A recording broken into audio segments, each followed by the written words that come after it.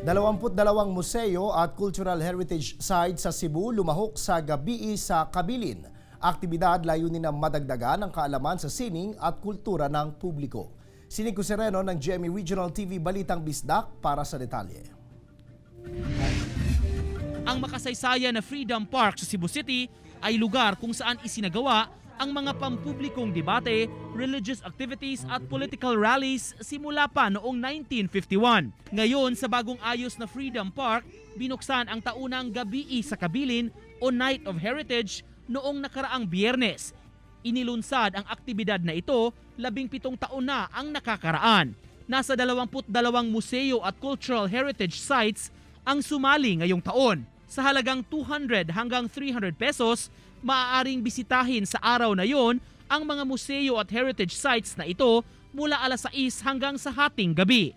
Its purpose really is to celebrate the rich history of Cebu and promote the preservation of Cebuano culture and heritage through museum visits. Gabi sa Kabilin is that venue, is that avenue for our children to learn and to love Cebuano history and Cebuano great men. Sa makasaysayang Fort San Pedro sa Cebu City, ibinida ang iba't ibang cultural dances sa bansa para sa mga manonood, tulad ng pamilyang Tabuada. Give them a chance to view mga different things from the past so that they will also arouse their curiosity para malove ang Philippines, malove ang Cebu. Sa Cathedral Museum of Cebu, ipinakita ang iba't ibang religious artifacts sa lalawigan ng Cebu.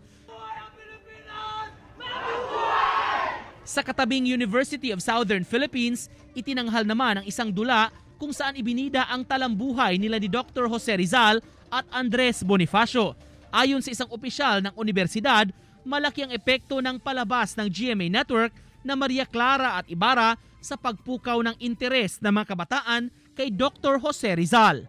Mostly mga youth diri nanlitli gyud because we are showcasing last time the life and works of Jose Rizal. Mula sa GMA Regional TV Balitang Bisdak, Nico Sereno nagbabalita para sa GMA Integrated News.